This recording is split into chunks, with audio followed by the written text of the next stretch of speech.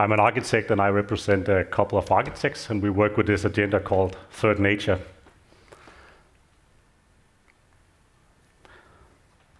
This is an image of the first site I ever visited as a young architect.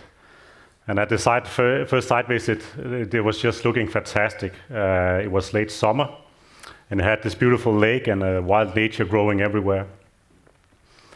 And the site had been fenced for many years, but it was actually very close to the center of Copenhagen. And I thought it was kind of a magical thing, getting to enter this magical site.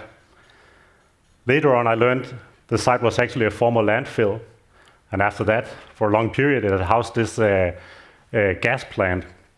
And actually, if I took a stick and poked in the ground, actually my eyes would start to cry, not because it was a sad and sorry sight, but because of the fumes actually coming up from the ground.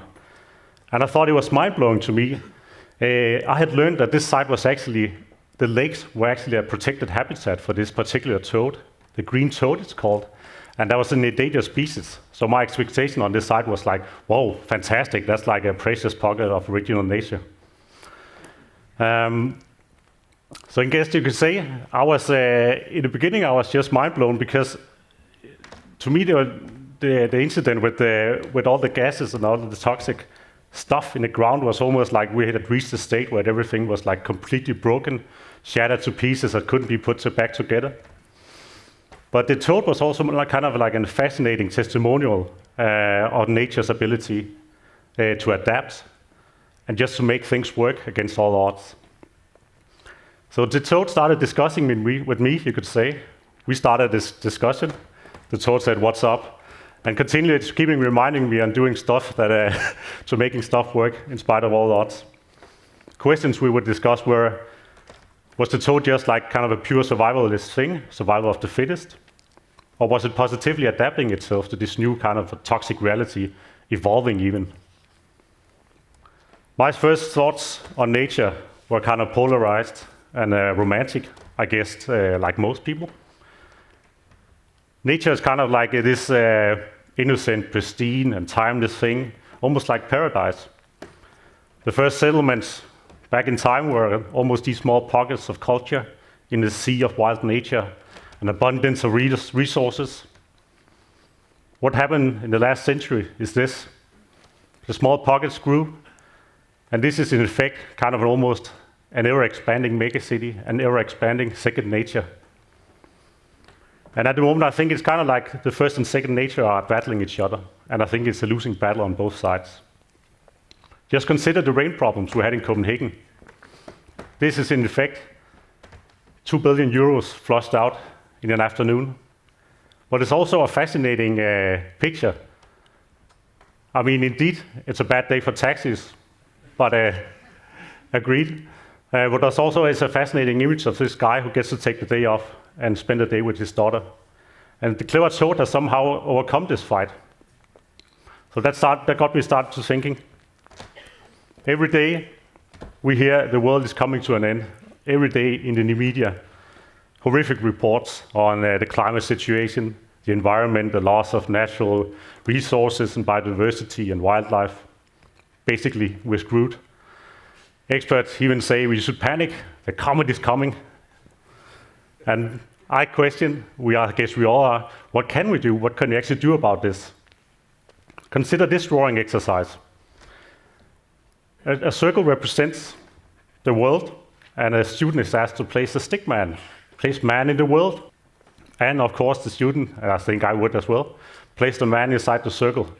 And the teacher corrects him and says, no, you have to put the body on the circle, effectively making the world the mind of man. And I think this exercise is interesting. The reason being, of course, we are all part of the solution to the challenges we are facing. But I also think we have to stop thinking climate as something super abstract out there. It is in fact something that has got to do with you and us, you and me, us people in here.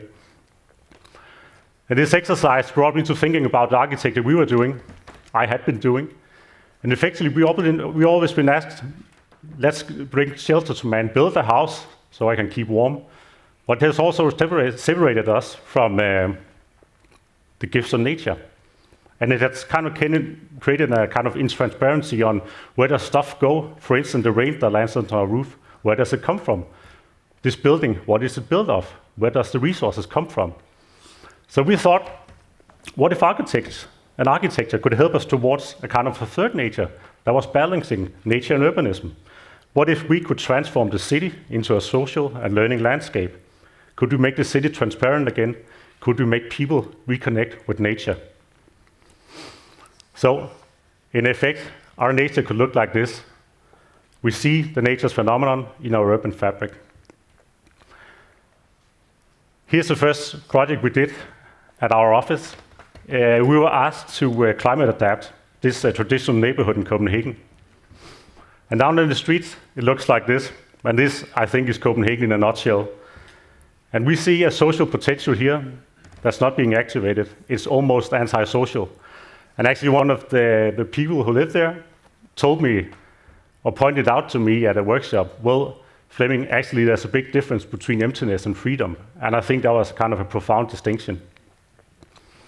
And our question was, well, how can we handle the rainwater? That's basically what the climate adaptation is about.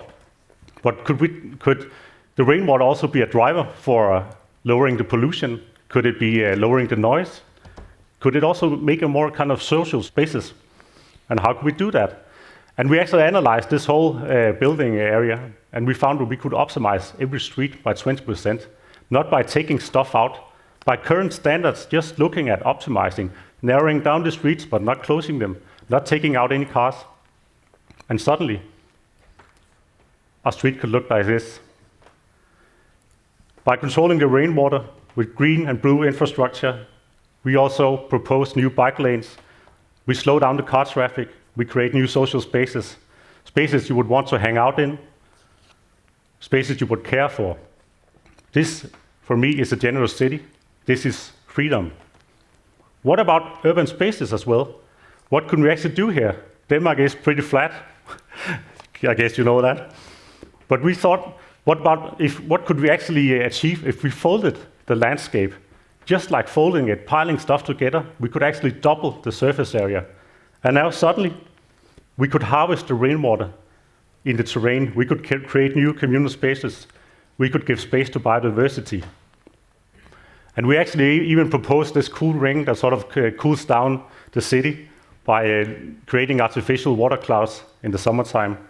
That kind of generosity, we think, makes the city work. So this is the generous city.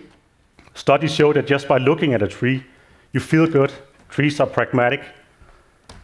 They help you with the rain, the wind, and the heat. Also, studies show there's a direct correlation between how long you sit and how long you live. And I think that's just fascinating. And I think spaces like this are meant to invite. It makes you want to play, move around, be healthy, and be more social. That's the generous city. And actually, at the moment, Copenhagen is spending another 1 billion euro on making this stuff happen. So I think that's fantastic. Let's play through to another example on a third nature approach. We were asked by a client to rethink the way we use water and the way we think about water. And we looked at Copenhagen again. Copenhagen is, as you know, founded because of its connectivity with the sea. The whole harbor at the moment is designed for these ships coming in and out, building the city, coming in with resources. But now the ships have stopped, and now this is happening. This is almost like the prototypal situation on a third nature. And I think it's unintended. This is a man diving out from the roof of the opera house. And finally, this building makes sense to me.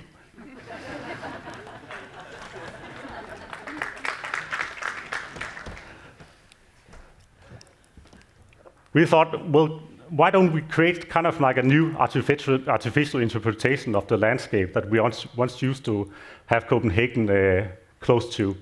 So our idea was to create like this kind of hybrid architecture. It's like a floating learning landscape. It's a house of water. Our idea was to mix water technology and invite millions of the Little Mermaid tourists to join on a kind of almost like an evolutionary fairy tale.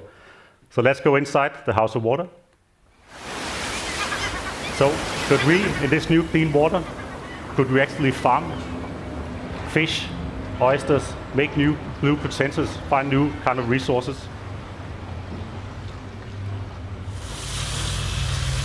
Could we tell the story about water loss? You will not believe the amount of water that goes out of our pipes every day. in some of our neighboring countries, it's more than 50% that's lost. Some countries still rely on a witch doctor to find groundwater. This James Bond-like technology actually helps you from the air.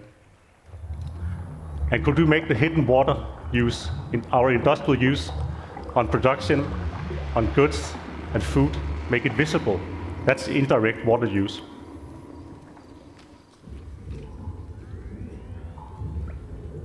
And could we give access to these strange machinery we have underneath the city? Again, kind of a fairy tale-like adventure. So the House of Water is basically an example of a third nature approach. And we think this could be a hypothetical, but a very positive vision on new development on the blue resources of Copenhagen. Third nature is not about going back in time. It's not regressive. It's optimistic and clever. It's also undogmatic. It's strange and fascinating. And we think it's hugely rewarding to work with. Our dream is a city adapted to what is living, not the other way around. So third nature is about life in the city, and ultimately, it's about life itself. Thank you.